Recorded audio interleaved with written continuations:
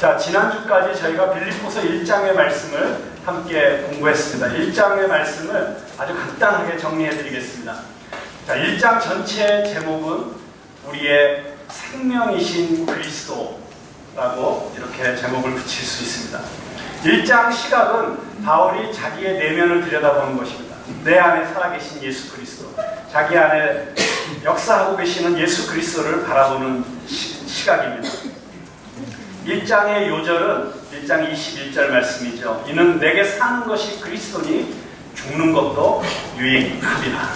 네, 여러분도 이렇게 성경을 읽으실 때 한 장을 읽으시면 그 한 장 전체 내용을 파악하시고 그리고 전체 제목을 붙여보시고 그 한 장의 요절이 무엇인지 스스로 찾아보시고 그리고 그 한 장을 패러그래프로 문단으로 나누어서 각 문단의 제목을 붙이면서 말씀을 읽으면 훨씬 말씀의 내용이 정확하게 파악이 되고 그리고 그 본문의 뜻이 더 잘 이해가 되게 될 줄로 믿습니다.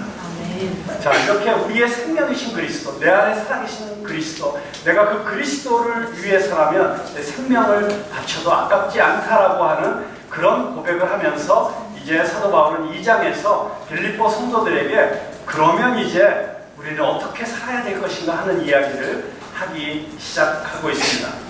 그러면서 사도 바울은 2장에서는 과거의 역사에 있었던 가장 위대한 사건, 인카네이션, 성육신, 하나님께서 친히 인간의 몸을 입고 이 땅에 오신 그 성육신의 사건을 돌아보고 있습니다. 그러면서 바로 그 성육신 하신 예수님, 인간의 몸을 입고 이 땅에 오신 예수님이야말로 우리의 모본이 되신다는 사실, 모델이 되신다는 사실, 우리의 삶과 우리의 신앙의 모델이 되신다는 사실을 이야기하고 있습니다. 그래서 우리 2장 전체의 제목은 우리의 모본이신 예수 그리스도. 그리고 2장의 요절은 2장 5절 말씀, 너희 안에 이 마음을 품으라. 곧 그리스도 예수의 마음. 자, 이렇게 예수 그리스도의 마음을 품으라고 권고하면서 사도 바울은 이 2장 안에 내 인격을 소개하고 있습니다. 자, 그 첫 번째 인격은 바로 예수 그리스도이시죠. 1절부터 11절까지는 예수 그리스도의 본을 우리에게 보여주고 있습니다. 그리고 12절부터 18절까지는 사도 바울 자신의 본을 예를 들어서 이야기를 하고 있습니다. 그리고 19절부터 24절까지는 사도 바울의 믿음의 아들이었던 디모데의 본을 들고 있습니다. 그리고 25절부터 30절까지는 이름이 좀 어렵습니다만 에바브로디도라고 하는 한 사람의 이야기를 예를 들어서 우리의 믿음의 본으로 제시하고 있습니다. 자, 여기 2장에 제시되고 있는, 2장에 나타나고 있는 이 네 인격의 특징이 무엇일까요? 이 네 인격, 소개되고 있는 네 인격의 공통점은 무엇일까요?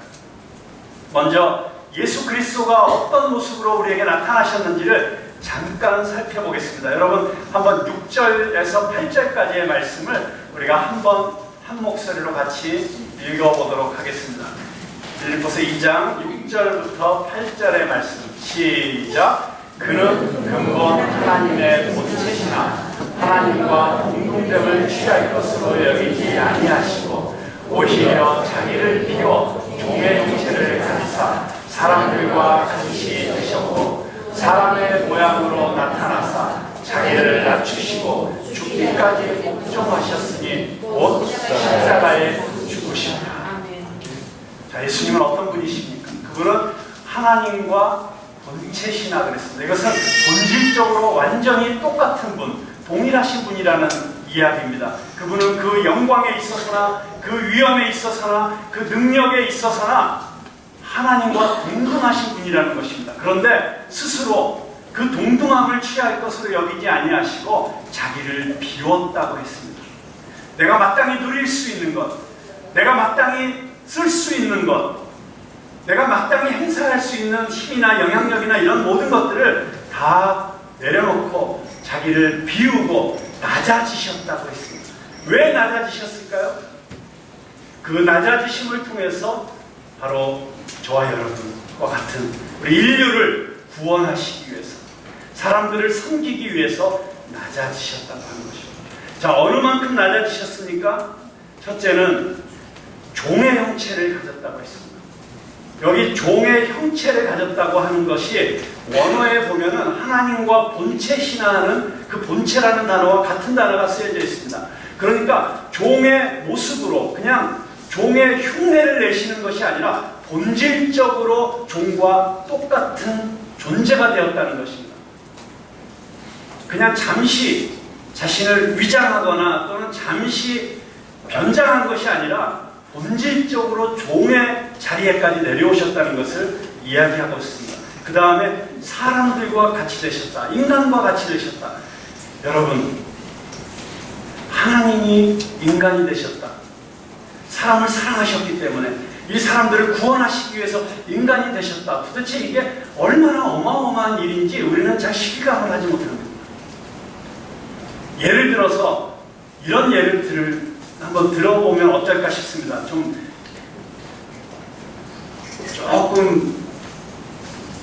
어떤 분에게는 이 정서적으로 안 맞는 이야기일 수도 있겠으나, 여러분 우리 재래식 화장실 아시죠? 옛날에 우리 농촌에 가면 재래식 화장실이 있었어요. 집 안에 있지 않고 저 집 밖에 저만큼 떨어진 데 있었습니다.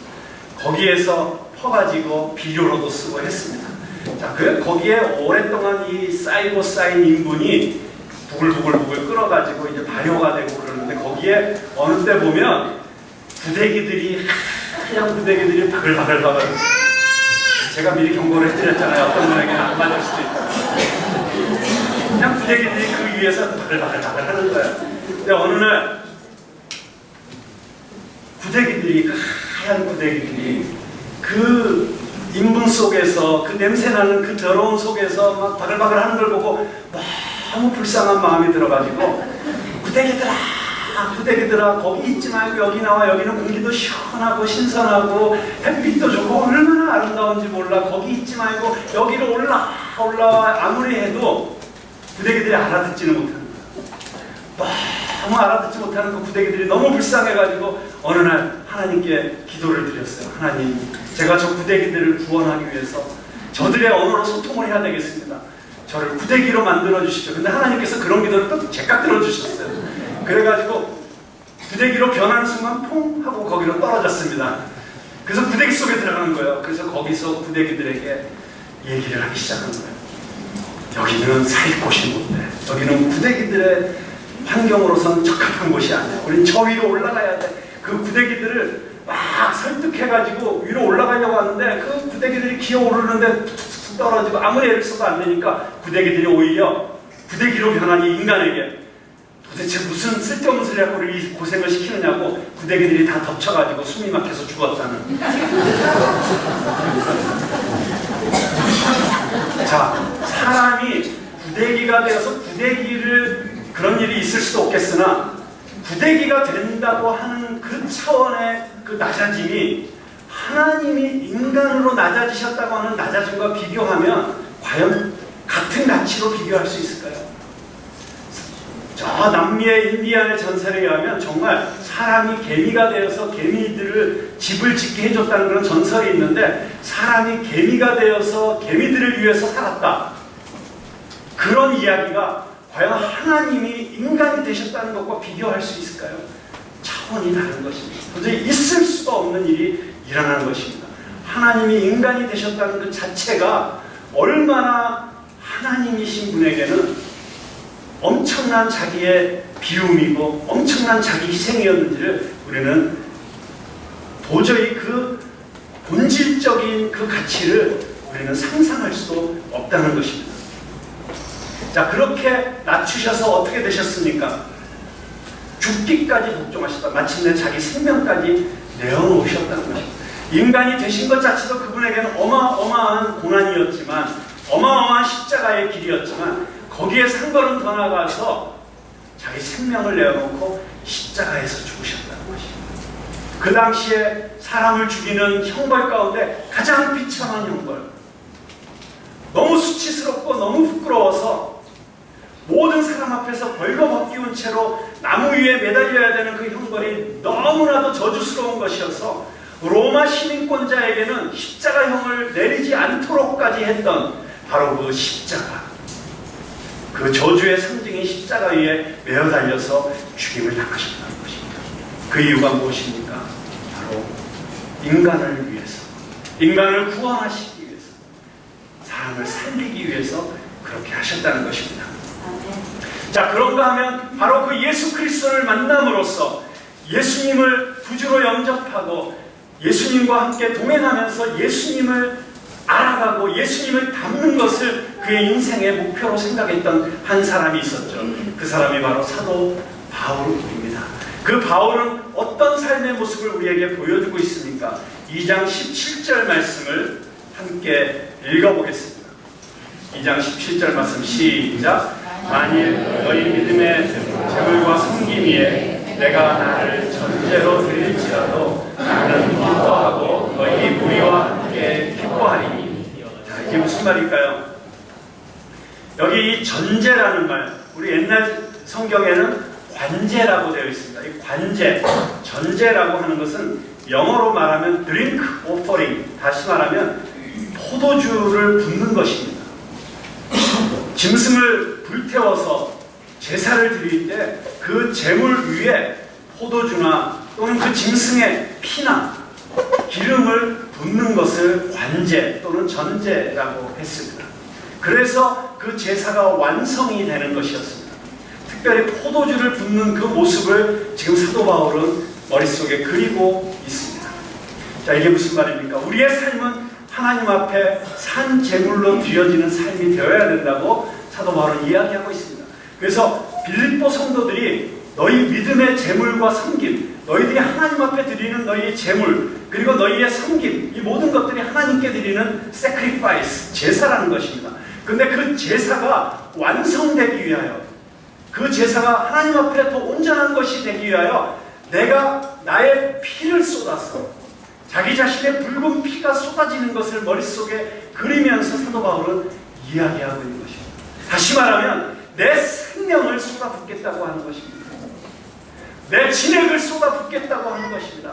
마치 올리브 기름이 짜여지기 위해서는 즙 틀에 들어가서 으깨어지고 짓눌려야만 기름이 나올 수 있는 것처럼 내 삶이 그렇게 쥐어 짜여져서 진액으로 쏟아질지라도 얼마나 비장한 말씀입니까? 사도 바울은 이렇게 이야기하고 있는 것입니다. 여러분의 믿음이 완성되기 위해서라면, 여러분의 삶이 그리스도 안에서 더 온전하여지기 위해서라면 나는 내 삶을 그렇게 희생하기를 원합니다. 내 삶을 온전히 쏟아붓기를 원합니다. 여러분, 바울의 이런 모습은 누구로부터 배운 것입니까? 바로 십자가에서 자신의 마지막 피 한 방울까지 쏟아주신 예수 그리스도에게서 배운 삶이었던 것입니다. 사도 바울은 정말 자신의 삶을 그렇게 온전히 쏟아붓는 것을 기뻐하고 또한 기뻐하겠다고 선언하고 있습니다. 자, 그런가 하면 이 사도 바울의 믿음의 아들이라고 하는 디모데가 등장을 합니다. 자, 디모데는 어떤 사람입니까? 20절 한번 같이 읽어보겠습니다. 20절 한번 같이 읽어볼까요? 시작. 이는 뜻을 같이 하여 너희 사정을 진실히 생각할 자가 이밖에 내게 없습니다. 자, 이게 무슨 말입니까? 지금 사도 바울은 로마의 감옥에 갇혀 있습니다. 빌립보 성도들이 바울이 지금 어떤 상태에 있는지 걱정하고 근심하여 에바프로디도를 바울에게로 보내면서 바울의 감옥에서 쓸 것들을 이렇게 공급을 하였습니다. 자, 그때 사도 바울은 이 빌립보 성도들로부터 이 사랑을 받으면서 감사한 마음도 있었지만 또한 에바프로디도 편에 들려오는 빌립보 교회 안에 있는 불편한 갈등과 교제의 어려움에 대해서, 성도들 간에 생겨난 분열에 대해서 이야기를 듣고 걱정하기 시작하였을 것입니다. 그래서 사도 바울은 가장 믿을 수 있는 사람 디모데를 빌립보에, 지금 빌립보 교회로 빨리 보내기를 원한다고 이야기하고 있습니다. 근데 그 많은 사람들 가운데 왜 하필이면 디모데였을까요? 여기 20절에서 이렇게 이야기하고 있습니다. 뜻을 같이 하여 너희 사정을 진실이 생각할 자가 이밖에 내게 없습니다. 정말 너희들의 사정, 여기 영어 성경에 보면 in your welfare 했습니다. 너희들의 복지, 그러니까 너희들의 그 건강한 삶, 너희들의 건강한 교회 공동체로서의 삶, 너희들에게 유익한 것, 이런 것들을 진지하게 정말 자기 이익을 구하는 것이 아니라 너희들을 위해서 너희 편에 서서 너희 사정을 가장 정확하게 살필 수 있는 사람, 디모데 외에는 내가 생각나는 사람이 없다 라고 할 정도로 그렇게 디모데를 신뢰하고 있었던 것입니다. 자, 그런데 이 디모데의 이런 모습은 그냥 우연히 생겨난 것이 아니었습니다. 그냥 천성으로 되어진 것이 아니고 22절에 보면 디모데의 연단을 너희가 아나니 했습니다. 디모데가 훈련받은 것입니다. 디모데는 이렇게 성도들을 생각하고 자기 유익을 구하지 아니하고 그리스도의 일을 먼저 생각하고 성도들의 일을 먼저 생각하고, 요즘 언론에 이 선공후사냐, 뭐 선사후 공이냐, 뭐 이거 가지고 뭐 또 말이 많이 나오고 있습니다만, 다 말로는 당을 위한다고 하고 말로는 백성을 위하고 국민을 위한다고 하면서 결국은 들여다보면 그 뒤에는 다 자기 야망, 자기 유익, 자기 욕심을 챙기려고 하는 그런 지도층의 모습을 보면서 안타까워하는 그런 이야기들이 나오고 있지 않습니까? 그런데 디모데는 정말 말 그대로 자기를 비우고 자기 삶을 들여서 성도들을 생각하고 교회를 생각하고 교회의 안위야, 교회의 평안과 교회의 복지를 생각해서 그렇게 일할 사람이라는 분명한 확신을 사도 바울에게 주었다는 것입니다. 여러분, 이 디모데는 누구로부터 이런 삶을 배웠던 것일까요? 제가 지금 계속 강조하고 있잖아요. 사도 바울의 믿음의 아들들. 사도 바울로부터 이런 삶을 배운 것입니다. 자, 그런데 사도 바울은 그런 삶을 누구에게서 배웠다고요? 예수님에게 배웠다고 하죠. 예수님의 삶의 모습이 이렇게 사람과 사람을 통해서 한 사람씩 한 사람씩 전달되어져 내려가는 모습을 여러분 한번 머릿속에 그려보실 수 있기를 바랍니다. 자, 디모데, 그는 주님의 일, 주님의 백성을 섬기는 일을 위해서는 자기 삶을 온전히 바칠 사람이라는 그런 강력한 믿음과 신뢰를 사도 바울로부터 받는 사람이었습니다. 자, 그 다음에 마지막으로 등장하는 인물이 있습니다. 바로 에바브로디도입니다. 이름 어렵죠? 에바브로디도. 자, 이 사람은 어떤 사람이냐면 빌립보 성도들이 감옥에 갇혀있는 로마 감옥에 갇혀있는 바울을 위해서 빌립보 성도들을 대표해서 모아준 바울 사도를 위해서 한 헌금을 가지고, 여러분 돈을 맡긴다는 것은 굉장한 신뢰죠. 신뢰받는 사람이었습니다. 그리고 요즘 말로 말하면 영치품들을 챙겨가지고 바울 옆에 가서 바울을 수종들도록 파송을 받은 사람이었습니다. 그런데 문제가 생겼습니다. 이 에바브로디도가 바울을 도우려고 로마에 왔다가 오히려 자기가 죽을 병이 들었습니다. 그래서 죽게 되었어요. 자, 여러분, 사도 바울의 입장에서 이게 얼마나 난감한 일입니까? 자기를 돕기 위해서 빌립보 성도들이 보낸 사람이 로마에 와서 자기를 돕다가 죽었다고 하면 사도 바울이 얼마나 입장이 난처하고 참 미안하겠어요. 그래서 사도 바울의 마음에도 근심이 되었고 빌립보 성도들의 마음에도 큰 걱정거리가 되었습니다. 그런데 26절에 보면 에바브로디도가 어떤 사람인지가 이렇게 표현되고 있습니다. 26절 한번 같이 읽어보겠습니다. 시작. 저가 너희 무리를 간절히 사모하고 자기가 병든 것을 너희가 들은 줄을 알고 심히 근심한. 자, 여기 보면 뭘 걱정했냐면 자기가 병든 것 자체를 걱정한 것이 아니라 자기가 병든 것 때문에 빌립보 성도들이 걱정하는 것 때문에 근심하고 있는 거예요. 아, 나 때문에 성도들이 걱정하고 있구나. 나 때문에 성도들이 지금 염려하고 있구나. 이게 더 걱정이 되고 근심이 되는 것입니다. 자, 그래서 27절에는 해피엔딩이죠. 그가 병들어 죽게 되었으나 하나님이 그를 긍휼히 여기셨고, 그뿐 아니라 또 나를 긍휼히 여기사, 하나님께서 에바브로도 긍휼히 여기셨지만 사도 바울도 긍휼히 여기셨어요. 내 근심 위에 근심을 면하게 하셨다. 아니, 에바브로디도 아니라도 바울은 지금 근심할 게 많은데 에바브로디도까지 죽게 되었으니 그게 얼마나 근심 위에 근심이었겠어요. 그런데 에바브로디도의 병을 낫게 했다는 것입니다. 그래서 28절에 보면, 그러므로 내가 더욱 급히 저를 보낸 것은, 그래서 에바브로디도를 빨리 빌립보로 다시 돌려보내는 거예요. 왜요? 너희로 저를 다시 보고 기뻐하게 하며 내 근심도 덜려함이니. 자, 지금 여러분 이 성경 말씀을 좀 우리가 생생하게 상상력을 가지고 읽을 필요가 있어요. 지금 이 사도 바울과 빌립보 성도들 사이에 오고 가고 있는 이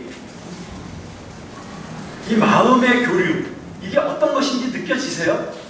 빌립보 성도들은 사도 바울을 걱정해서 대표 선수를 보내서 바울을 모으려고 하고, 근데 그가 병들어 죽게 되었는데 사도 바울은 저가 하나님이 긍휼히 여기셔서 낫게 해주시니까 빨리 빌립보로 다시 돌려보내서 건강해진 에바브로디도를 보면서 빌립보 성도들의 마음속에 와우, 우리 에바브로디도가 건강하게 돌아왔구나, 기뻐하게 하고 싶은 마음에 빨리 돌려보내려고 하고, 얼마나 서로를 위하고 서로를 배려하고 서로를 뜨겁게 사랑하고 있는 모습이 여기 나타나고 있습니다. 자, 30절에 보면 에바브로디도를 사도 바울은 이렇게 묘사하고 있습니다. 한번 같이 읽어볼까요? 시작. 그가 그리스도의 일을 위하여 죽기에 이르러도 자기의 목숨을 돌보지 아니한 것은 나를 섬기는 너희의 일에 부족함을 채우려 합니다. 자, 빌립보 성도들이 바울을 돕기를 원했어요. 그런데 멀리 떨어져 있었어요. 여러 가지 지리적인, 환경적인 제약 때문에 마음껏 도울 수가 없었어요. 그래서 에바브로디도를 보냈는데 에바브로디도는 자기가 병들어 죽게 되었는데 자기 목숨을 돌보지 아니하고 여전히 바울을 섬겼다고 하는 것입니다. 왜냐하면 나를 섬기는 너희의 일에 부족함을 자기가 채워야 한다는 그 사명감이 때문에. 자, 여러분 여기 4명의 인격이 등장하고 있습니다. 사도 바울, 예수 그리스도, 사도 바울, 디모데, 에바브로디도. 자, 이 에바브로디도 성경에 딱 여기에 한 군데밖에 등장하지 않는 인물입니다. 그러나 이 인물의 됨됨이를 여러분 한번 생각해 보십시오. 어떤 사람입니까? 신뢰받는 사람이었습니다. 헌신적인 사람이었습니다. 무엇보다도 하나님의 일을 위해서라면 자기 생명을 아끼지 않는 사람이었습니다. 여러분, 이 에바브로디도는 도대체 어디서 이런 신앙, 이런 인격을 배웠던 것일까요? 사도 바울이 훈련시켰던 빌립보 교회 공동체 안에서 이런 신앙을 배웠습니다. 자, 빌립보 성도들은 누구로부터 이 신앙을 배운 것입니까? 바울로부터. 제가 방금 말씀드렸잖아요. 자, 바울은 누구로부터? 예수님. 자, 예수님으로부터 시작된 이 혁신적인, 예수님으로부터 시작된 이 혁명적인, 사람들의 이기적이고 자기 자신만을 챙기고 자기 이익만을 구하는 그런 삶의 모습과 완전히 역행되는, 완전히 혁명적인 삶의 모습, 사랑의 근거에서 자기를 희생하고 종의 모습으로 섬기는 이런 모습으로 나타나는 삶. 예수님으로부터 시작된 이 삶이 바울로, 디모데로, 에바브로디도로, 그리고 그 뒤에 등장하는 계속된 사람들을 통해서, 그리스도의 제자들을 통해서 오늘 저와 여러분에게까지로 전달되어진 줄로 믿습니다. 그래서 저희는 이 사람들의 리스트, 예수님, 사도 바울, 디모데, 에바브로디도, 그 다음에 내 이름이 들어가야겠죠. 자기 이름이 들어가야 되지 않겠습니까? 자, 우리 성경 속에 등장하는 이 인물, 그 다음에 등장하는 사람이 바로 나라는 생각으로 한번 자기 이름을 소리내어서 얘기해 보겠습니다. 시작. 곽수왕. 저를 따라하지 마시고 자기 이름을 얘기해 주세요. 하나, 둘, 셋. 곽수왕. 정말 이 놀라운 믿음의 전통 위에 세워지는 여러분들 되실 수 있기를 주님의 이름으로 축원합니다. 자, 이 사람들의 삶의 특징이 무엇이라고요? 자기를 희생하는 삶이었습니다. 죽기까지 자기를 희생해서 교회를 세우고 성도들을 섬기고 이웃들을 사랑하는 사람들이었습니다. 그리고 그리스도의 일이 자기의 프라이어리티 넘버 1, 자기의 우선순위의 첫 번째가 되는 사람들이었습니다. 여러분, 이런 삶의 모습과 반대되는 삶의 모습이 무엇입니까? 바로 저희가 다 자기 일을 구하고 그리스도 예수의 일을 구하지 아니하는 것이 일반적인 삶의 모습이죠. 그러나 예수 그리스도의 일, 예수 그리스도의 일이 무엇입니까? 그것은 사람을 살리는 일입니다. 생명을 살리는 일입니다. 그렇게 생명을 살리고 사람을 살리고 교회를 살리는, 교회를 세우는 일 가운데 자신의 삶의 목적을 두고 온전히 그 일을 위해서 살아갔던 사람들, 바로 이런 사람들이 1세기의 초대교회 드라마를 만들어낸 사람들인 것입니다. 여러분, 이들의 삶의 모습을 한번 지켜보십시오. 물론 외면적으로 볼 때 저들의 삶은 결코 평탄한 삶은 아니었습니다. 여러분, 사도 바울이 얼마나 고생을 많이 했습니까? 감옥에 몇 번이나 갇혔습니다. 40에 하나 감한 채찍질을 3번이나 당했습니다. 때로는 돌로 맞기도 했습니다. 때로는 곤장으로 맞기도 했습니다. 감옥에 갇혀서 정말 온갖 비난과 조롱을 들어야 했습니다. 배를 탔는데 그 배가 파손되었습니다. 얼마나 고난으로 점철된 삶이었습니까? 그런데 여러분, 우리가 사도 바울의 삶을 보면서 참 불쌍한 삶이다라고 생각하는 사람들이 있습니까? 여러분, 디모데와 같은 사람을 우리가 혹시 우리 눈으로 볼 수 있다면 그 사람의 삶의 모습을 보면서 아유 참 치근하다, 안 됐다라고 우리 생각할 수 있겠습니까? 아니죠. 오히려 저들을 보면서 우리 마음속에 왠지 무엇인가 모르는 부러움이 생길 것입니다. 나도 저렇게 살고 싶다. 여러분, 사람이 행복하기 위해서는 2가지가 꼭 필요하다고 합니다. 첫 번째는 내가 죽을 만큼 사랑하는 사람이 있어야 됩니다. 사람이 행복할 수 있는 첫 번째 조건은 정말 내 생명을 줘도 아깝지 않은 사랑하는 존재가 있어야지 사람은 행복할 수 있도록 지어진 사람 존재이기 때문에 그렇습니다. 여러분, 그런 존재가 다 있으시죠? 네, 정말 내 생명 줘도 아깝지 않은 그 사랑하는 사람. 자, 2번째는 내가 그 일을 위해서라면 내 생명을 바쳐도 좋을 만큼, 나 이 일 하다가 죽어도 좋아, 나 이 일을 위해서라면 나는 내 생명을 바쳐도 좋아라고 그렇게 이야기할 수 있는 사명을 발견해야 행복할 수 있다. 그러니까 죽을 만큼 사랑할 사람과 생명을 바쳐서라도 이루고 싶은 일을 발견해야지 행복하다는 데, 그게 진짜 행복의 비결이라는 것입니다. 행복하십니까? 아멘. 그런데 여기 빌립보서 2장에 등장하고 있는 이 사람들을 보십시오. 이들은 한결같이 그렇게 자기 생명을 바쳐서 사람을 사랑한 사람들이었습니다. 그리고 저들을 살리는 일, 저들을 구원하는 일, 저들을 섬기는 일이 그들의 삶의 목적이 되었던 사람입니다. 그렇기 때문에 이 사람들을 보고 누가 자기 너무 힘든 인생을 살았네, 안 됐네, 쯧쯧할 수 있겠습니까? 아니, 오히려 저들은 마땅히 칭송받아 마땅한 삶을 살았던 사람들이고, 우리가 마땅히 부러워해야 될 만한 그런 삶의 퀄리티, 그런 삶의 질을 누리고 살았던 사람들입니다. 저들 안에 있던 그 열정, 저들 안에 있던 그 희망, 저들 안에 있던 그 감격. 여러분, 이 빌립보서 2장만 읽어보아도 우리는 저들이 서로 뜨겁게 사랑하면서 그 안에서 느끼고 있었던 그 감격이 전달되어지는 것을 우리는 발견할 수 있습니다.